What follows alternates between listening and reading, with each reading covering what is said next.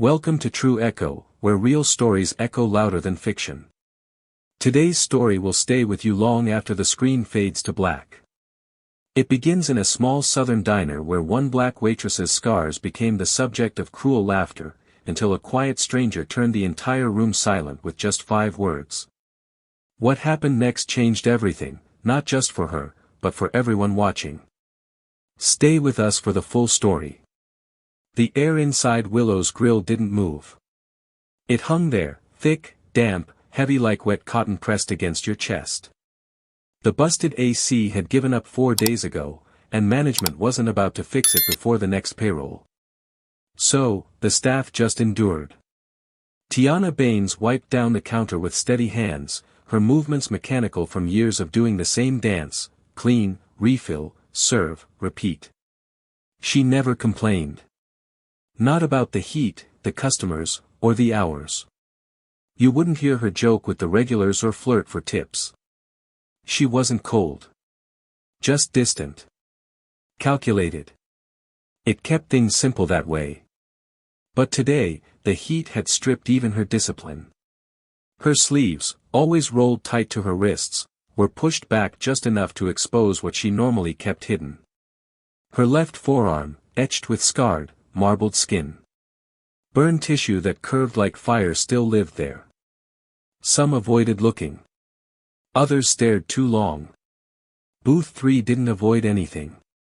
For men in their 30s, local roofers on break, boots up and attitudes loud. They drank sweet tea like it was beer and talked like they owned the place. One of them, sandy hair, cocky grin, leaned forward, nodding toward her arm. "Burn yourself on a curling iron or something," he smirked. His buddy cackled. "Nah, man. That's breakup damage." Chick caught hands. The laughter rolled across the booth. Tiana didn't flinch. Didn't break stride. Just wrote down their orders like they were any other customers: burgers, tenders, fries. But something behind her eyes shifted, the way a door clicks shut before the storm hits. At the counter, Benny, the cook, watched her pass. "You good?" he asked, voice low, eyes knowing. Tiana nodded once. "It's fine." She grabbed the next ticket and moved, but the booth wasn't done. They kept making comments, loud enough for her to hear but low enough to pretend they weren't meant for her. She didn't react. Years of silence taught her how to take up less space, to survive without pushing back. But the weight built anyway. Then, the voice. "You boys see a battlefield, or just playgrounds?"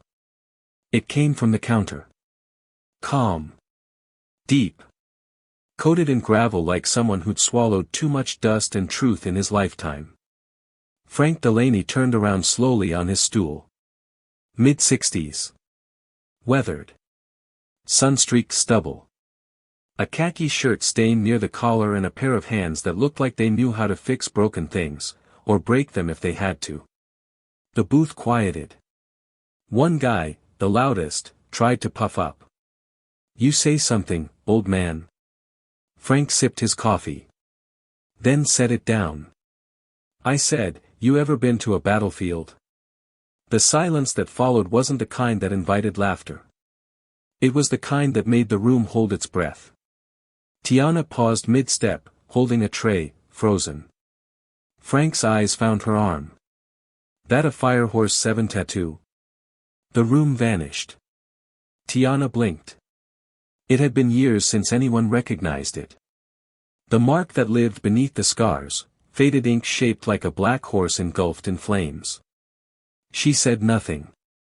She didn't have to. Frank rolled up his sleeve. Revealed the same mark. "Kandahar. Summer of 2019. You?" he asked. Tiana's voice was barely a whisper. "Same." The tray in Tiana's hands felt suddenly weightless, like everything she had carried, inside and out, had shifted. The 4 men at booth 3 stared between her and Frank, confused. Disarmed. And for the first time since they'd swaggered in, none of them had anything smart to say. Frank turned slowly on the stool to face them fully now, elbows resting on the counter behind him, his tone matter of fact, not boastful. Firehorse 7 was a convoy unit. 5 Humvees. 18 soldiers. We got ambushed on Route Boello near an old fuel depot. He pointed at Tiana. She was in the 3rd Humvee. He paused. I was in the 5th. I watched what she did. You boys ever drag someone out of a burning truck with your own arm on fire? The words hit hard. Unembellished. Unshakable. The loudest of the men, sunglasses perched on his cap, a grin long gone, stared down at his fries. His lips moved, but no sound followed. Tiana didn't move either, but the air around her changed. She was no longer just a server. No longer a punchline. Frank's voice softened. She saved 2 people before she passed out. 10 feet from the bumper. Shrapnel wounds, fractured ribs, lungs full of smoke, and still kept going. The entire diner had quieted, the normal buzz of lunchtime chatter snuffed out. Only the hum of the drink machine and the soft clink of silverware being stacked in the kitchen could be heard. At the register, the teenage hostess looked stunned. Benny had stopped cooking. Even the old couple by the window had turned in their seats. Tiana finally moved, setting the tray down gently on the counter beside the coffee machine. She didn't speak, but she met Frank's eyes. I never forgot that day, he said. Or the people who made it home because someone else didn't freeze. Tiana turned, walked to the back room without a word. She leaned against the wall near the staff lockers, breathing shallowly. Not because she was weak, but because she had locked so much of that day away. And now here it was, pulled into the open by someone else's memory. She could still hear the explosion, smell the fuel-soaked sand, feel the heat clawing at her skin. She closed her eyes and saw Burgess, his arm limp, his eyes wide with panic. She remembered yanking him free, adrenaline shielding her from the fire licking at her side. When she returned to the floor, Booth 3 had gone dead quiet. Even their posture had changed. Heads lowered. Hands still. Shame heavy in the air. Frank caught her eye. Baines, he said aloud, clear and calm. You mind if I tell them the rest? If they're going to laugh at scars, they might as well understand what they're laughing at. She paused. Then gave a single nod. Frank turned toward the booth again, slow and deliberate. It was July 19th, supposed to be a calm route. They said it was cleared. They were wrong. He glanced at the room, now riveted. Second Humvee hit a pressure plate. Explosion took out Jackson, Lim, and Dawson. Tiana here, she didn't wait. She moved. Through fire. Through shrapnel. Through hell. The men at booth 3 didn't blink. Couldn't.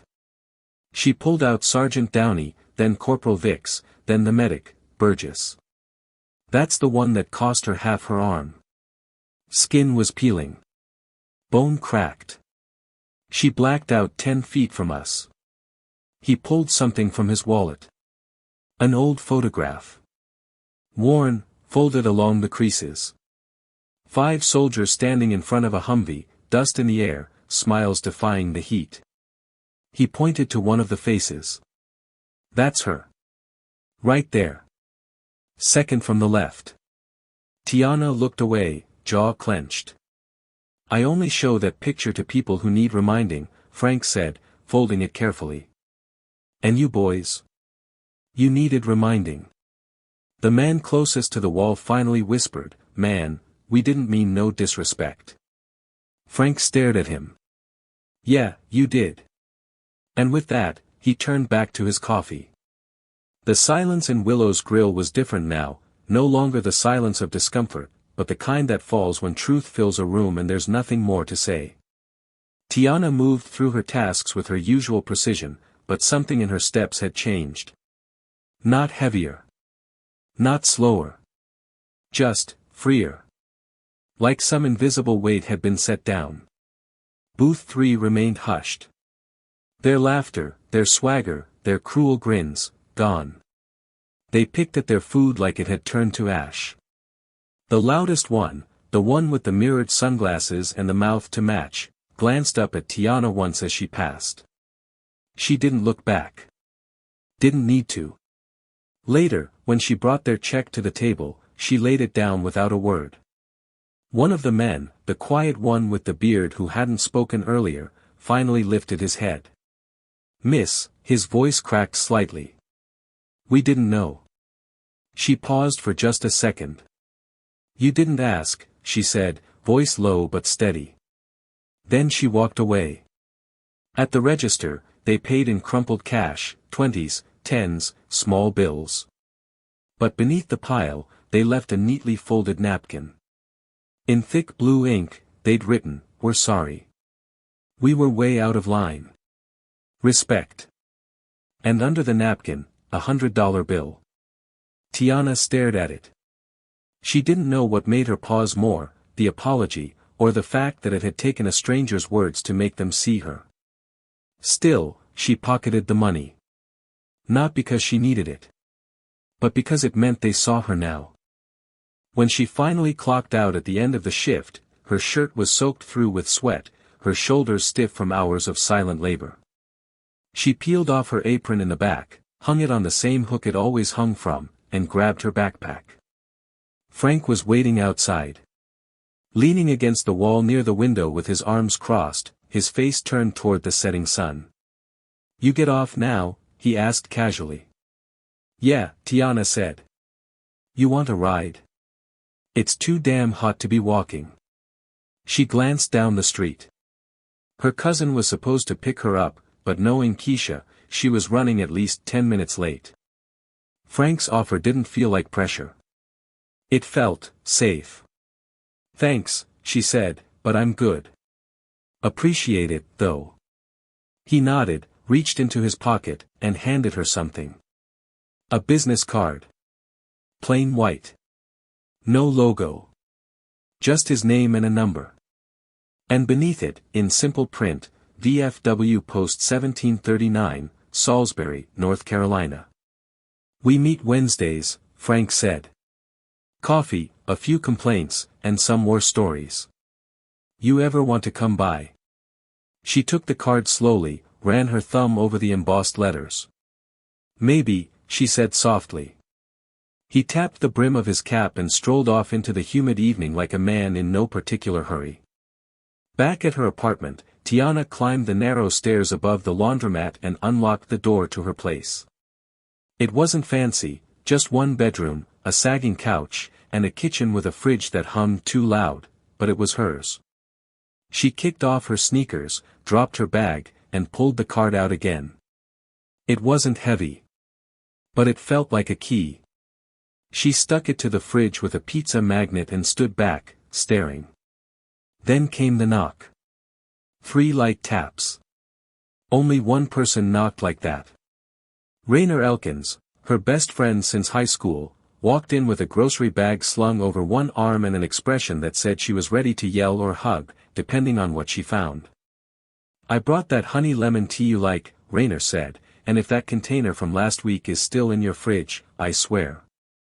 "I'm fine," Tiana interrupted, smiling faintly. Rainer squinted. "You always say that. But you've got that post-shift stare again.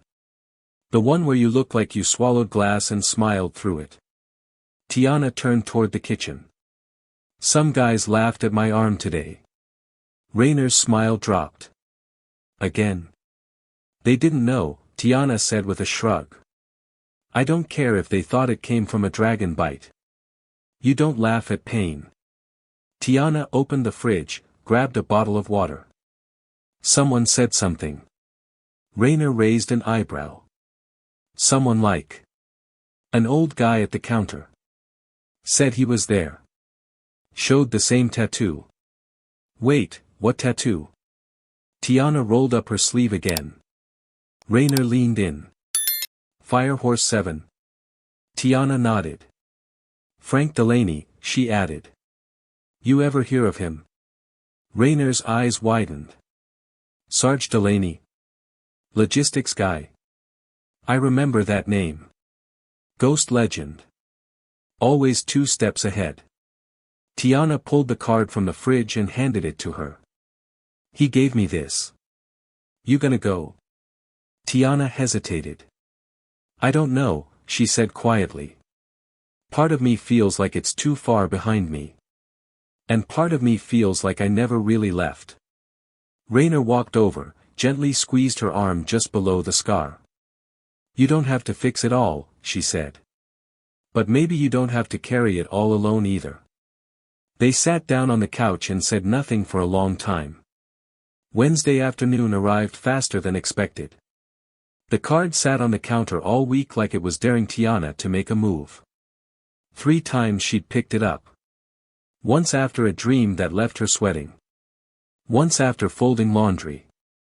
Once while brushing her teeth. Each time, the same question, am I really going to do this? By 3:45 p.m., she was behind the wheel of her cousin's borrowed Civic, heading north toward Salisbury. The radio was off. The windows were down. And the silence, broken only by wind and thought, felt like a conversation she hadn't finished with herself. She parked across the street from a low beige building with a crooked American flag flapping in the sun. VFW Post 1739. The faded sign on the door said, Veterans Welcome. Wednesdays, 4 p.m. She sat in the car for 5 minutes. Hands on the steering wheel. Breathing steady. Then she got out. Inside, the space smelled like old coffee, lemon-scented cleaner, and history. Linoleum floors, plastic chairs, and a bulletin board crammed with photos. Uniforms. Medals. Faces half forgotten, but never erased. Frank spotted her before she could speak. Well, look what the storm blew in, he said, walking over with a grin that felt earned, not forced. Didn't think you'd actually come. Tiana shrugged. Didn't think I would either. Come on, he said, nodding her toward the back. There's cookies. Don't eat the oatmeal. Briggs made those. Taste like chalk and regret. Tiana laughed. Just a small breath of sound, but it was real. A woman in her 50s approached. Cropped hair. Sharp eyes. A denim jacket with a patch from Iraq sewn on the shoulder. I'm Elsie, she said, holding out her hand. You're the one Frank won't shut up about. Tiana shook her hand. He talks too much. Yeah, Elsie said. But when he talks like that, it means you earned it. More faces followed. A man with a cane. A woman with a prosthetic arm. A tall guy with sun-worn skin and hearing aids. Nobody asked about her scars. Nobody asked what she did. It was like the room already knew. Or maybe it didn't matter. About 30 minutes in, Elsie clapped her hands. All right, let's go around. Memory check-in. Real talk, not the cleaned-up version. She started with a story from Fallujah. About a sandstorm and silence. Then a man named Tony talked about the school that got hit by an RPG and how he still hears the sirens in his dreams. Everyone listened. Nobody interrupted. Then it was Tiana's turn. She didn't want to. But the circle of eyes didn't press. They just waited. Like they already knew the cost of rushing. I don't usually talk, she said finally. Not about this. No one moved. I remember crawling into the fire, she continued, voice steady. Not through it, into it. The seat under me melting. Someone yelling my name, but I couldn't make it out. Burgess's hand in mine. Wouldn't let go. Even when I blacked out. Her voice cracked slightly. I thought, for a second, that dying might be easier. That scared me more than the fire. A whisper from across the circle, I know that feeling. Tiana looked up. And for the first time in years, she didn't feel like the only one carrying something she couldn't explain. After the meeting, Frank handed her a coffee. No words. No lecture. Just the gesture. She accepted it. And for once, her hands didn't shake. The next few days at Willow's Grill felt different. It wasn't what people said, it was what they didn't. Customers looked at her longer, but not with pity. They asked about the specials with softer voices. The Booth 3 crew came in again, didn't make eye contact, didn't crack jokes. Just ordered, tipped high, and left without a word. One morning, Mr. Penley, retired principal, chicken salad guy, lifted his coffee as she poured and asked, "You served?"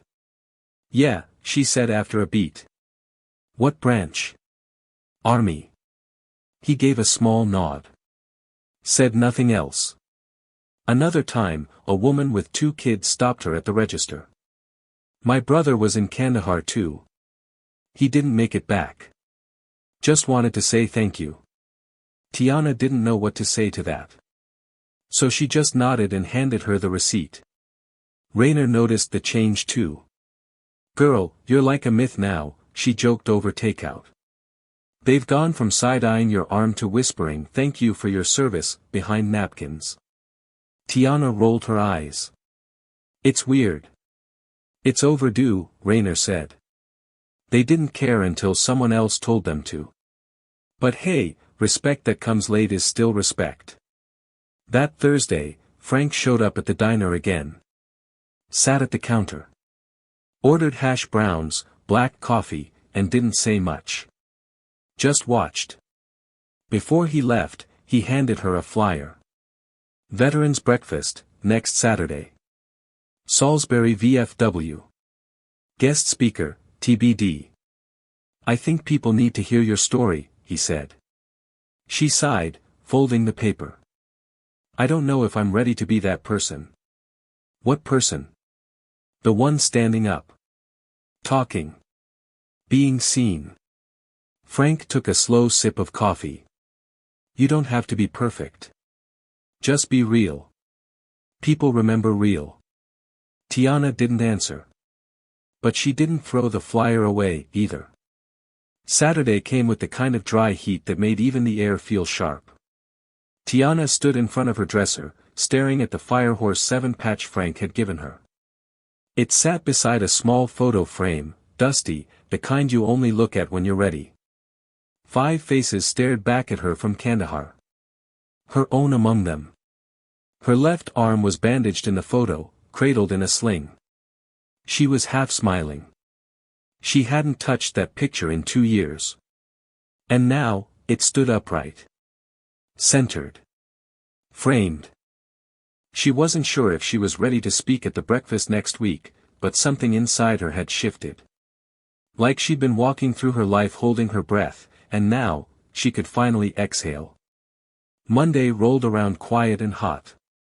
Inside Willow's Grill, the AC still hadn't been fixed, but no one dared complain anymore, not after the story got around.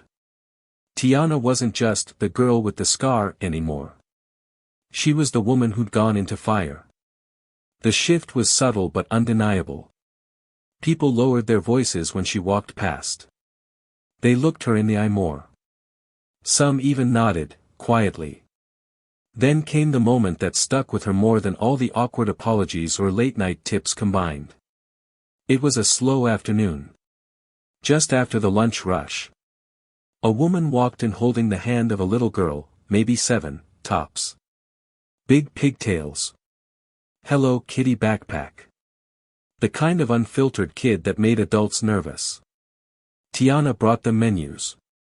Smiled gently. Take your time. But just as she turned to leave, the little girl pointed to her arm. What happened to your skin? Tiana froze for a split second. The mother's face flushed. Brielle. But Tiana raised a hand. It's okay. She bent down so she was eye level with the child, resting her elbow gently on the edge of the table. These are burn scars, she said. I got them a few years ago. The little girl's brow furrowed. Did it hurt? Tiana smiled softly. Yeah. A lot. Did you cry? Tiana paused. Not right away. But later, yeah. I did. The girl didn't giggle. Didn't recoil. Just nodded, like that made perfect sense. Did someone do it to you? The mom looked like she wanted to crawl under the table. But again, Tiana shook her head. No. I got hurt while I was helping someone. There was a fire. I went in to pull them out. The little girl's eyes widened. You went into a fire? Why? Tiana didn't hesitate. Because they needed me. The little girl blinked. Then leaned forward, pointing at the tattoo under the scars. Is that a picture? It's a mark, Tiana said. It's from the group I used to work with. We all had the same one. Are they still your group? Tiana looked down. Her throat tightened. I think they always will be, she said. The little girl smiled. That's cool, she said. Then, just as easily, she turned back to her coloring book. As Tiana stood, the mother whispered, "Thank you." I didn't know what to say. It's all right, Tiana said. Sometimes kids are just better at asking what adults are too afraid to. Back behind the counter, she poured herself a cup of water, hands steady. That question, are they still your group? Echoed in her mind. She'd carried guilt for so long. For the burns. For not saving more. For making it back at all. But the way Brielle asked it, it wasn't laced with shame or expectation. Just curiosity. That evening, Raynor dropped by the apartment again, breezing through the door like she always did. I brought dumplings. You're welcome. Also, please tell me you finally threw away that weird spaghetti thing in your fridge. Tiana chuckled. It's gone. Progress. As they ate on the couch, Raynor asked, You gonna speak Saturday? Tiana shrugged. I think so. Raynor leaned back. You nervous?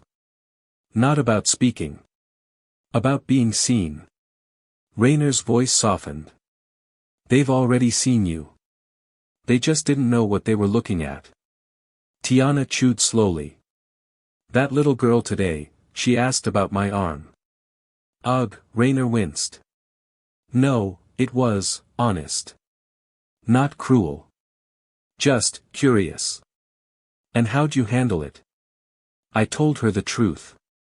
Raynor smiled, reached over, and stole the last dumpling. Then you're already halfway there. That night, as Tiana got ready for bed, she passed the fridge and stared at the flyer Frank had given her. Veterans Breakfast. Guest speaker, TBD. She pulled it down and stared at it for a long while. Then she grabbed a pen, and on the bottom corner, in small careful letters, she wrote. Tiana Baines, confirmed. The morning of the Veterans Breakfast dawned quietly, the kind of soft golden light that filtered through blinds like a silent promise. Tiana stood in her bedroom, dressed in a navy blouse and dark jeans, not formal, not flashy, just real. She smoothed the creases of her sleeve, then paused. Her hand hovered above the scarred skin of her left arm. She didn't reach for a jacket. Didn't pull down the sleeve. She let it show. By 8:15, she was walking into VFW Post 1739 with a tray of store-bought blueberry muffins. Frank was already there, sitting at a table near the front with a foam cup of coffee in one hand and the day's agenda in the other. Brought muffins, Tiana said, setting the tray down at the refreshments table. Frank looked up and grinned. If I'd known muffins came with your speeches, I'd have asked sooner. Don't push it, she replied, but there was a warmth in her voice. People filtered in. Elsie waved her over. Tony from last week gave her a salute from across the room. The room was buzzing, quiet conversations, familiar greetings, the occasional backslap between old friends who hadn't seen each other since last quarter. By 9:05, the folding chairs were mostly full. Frank stood and gave the usual welcome. You know the drill, coffee's strong, stories are real, and emotions are allowed. A few people chuckled. Today, he continued, we've got someone who's been part of our family longer than we realized. Someone who reminded me, and a lot of folks, that bravery doesn't stop when the uniform comes off. He looked toward Tiana, gave a small nod. She doesn't need a big intro. She just needs us to listen. Tiana walked up to the front. The microphone crackled once. She adjusted it. Took a deep breath. I've had this dream, she began, where I'm still in the truck. Still hearing the tires explode. Still dragging someone whose name I can't remember anymore. Silence fell over the room.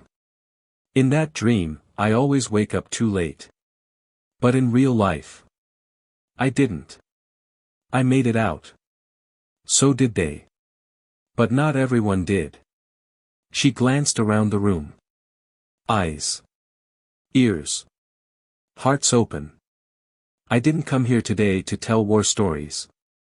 I came here to tell you what I've never really told myself. I've spent years hiding my scars, my tattoo, my history. Not because I was ashamed. But because I didn't know where to put it. She paused. Let it breathe. I worked a diner shift a few weeks ago. Some guys laughed at my arm. Called it breakup damage. Thought it was funny. Small murmurs rippled through the crowd. I didn't say anything. But someone else did. A man I didn't know yet, who knew exactly where I'd been, what I'd survived. He spoke for me when I didn't think I needed anyone to. She turned toward Frank. He didn't react, just sipped his coffee like he always did. Since then, I've been learning something. You don't stop being part of a unit just because the war ends. That connection doesn't burn away with the uniform. She looked down at her arm. Raised it slightly. This, she said, is part of me. And it doesn't have to be hidden anymore. A low, collective hum of acknowledgement passed through the audience. The kind that doesn't need words. I don't want to carry this as punishment. I want to carry it as purpose. I want to be someone who shows others that pain doesn't erase your worth. That surviving doesn't make you broken. That scars are just proof that you kept going. She looked up. Her voice didn't shake.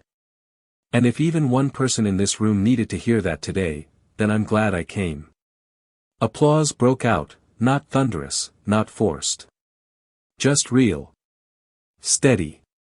Earned. After the meeting, people came up one by one. Some shared their own stories. Others just placed a hand on her shoulder.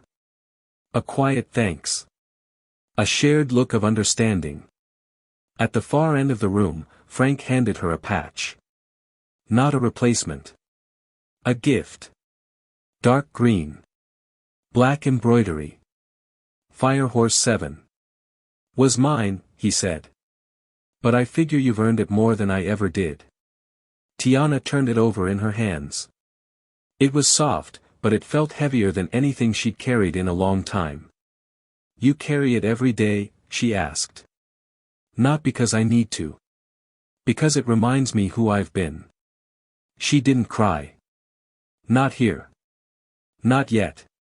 But her voice was different when she spoke next. Then I guess it's time I remember who I've been, too. The following Friday, the forecast promised record-breaking heat. 95 in the shade, and the humidity felt like another shirt on your back. Willow's grill buzzed with early morning prep, clinking cutlery, hissing grease, the low murmur of talk radio in the kitchen. Tiana stood in front of her bedroom mirror at 6:42 a.m., already dressed for work. Only this time, it wasn't the same uniform. It was the same pale blue blouse, but short-sleeved. No cuffs. No concealment. Her left arm, fully visible now, caught the morning light. The burned scars. The slight dip in skin texture. The faded black of the Firehorse 7 tattoo, barely legible, but still there. A part of her story, no longer hidden. When she stepped into the diner, the usual sounds carried on. Fryers popping, plates clattering. But when the staff caught sight of her, there was a moment of quiet. Not the bad kind. Just acknowledgement. Benny, behind the flat top, gave her a double take. Then a slow, silent thumbs up. By mid-morning, as the lunch crowd started to trickle in, something remarkable happened. Mr. Penley from Booth 6, retired principal, never said more than, "Refill, please," glanced at her arm as she poured his coffee and said simply, "Good for you." Tiana smiled. An awkward teenage boy at the counter, face red from either sunburn or shyness, mumbled, "That tattoo's actually pretty cool." Even one of the guys from the roofing crew came in again. No jokes this time. Just a head nod. And a $20 tip on a $10 ticket. It wasn't dramatic. It wasn't loud. But it was steady. A slow, quiet shift in the air. By 2:30 p.m., the diner had quieted. Tiana stepped out back with a glass of water and leaned against the red brick wall, letting the sun hit her arms. She didn't flinch. Didn't cover up. The warmth no longer felt like punishment, it felt like something she had earned. Her phone buzzed. "Frank Delaney, got your picture from Elsie. Looks like freedom." She smiled, typed back. "Tiana, feels like it." Then, after a pause, she added. "I'm going to speak next month. Full story. I'm ready." His reply came seconds later. "Frank, you already have been." She tucked the phone back in her pocket. Exhaled. Not just from her lungs, but from a place much deeper. The shift wasn't about what people saw in her anymore. It was about what she finally allowed herself to see. The scars? They were never weakness. They were proof. The tattoo? A map to where she'd been. And the silence she used to keep? It wasn't protection anymore.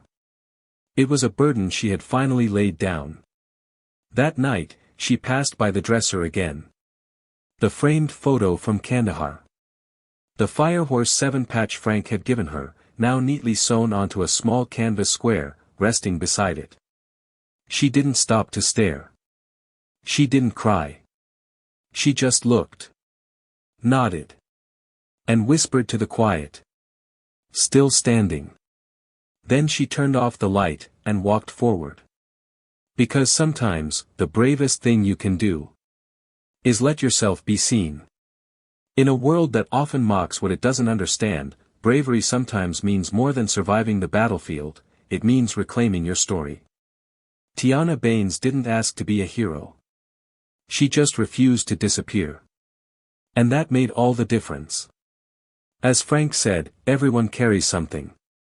And maybe, like Tiana, it's time to stop hiding yours. If this story moved you, share it. Comment below and tell us your own moment of courage. And don't forget to subscribe to True Echo for more stories that matter. Real people. Real moments. Real choices.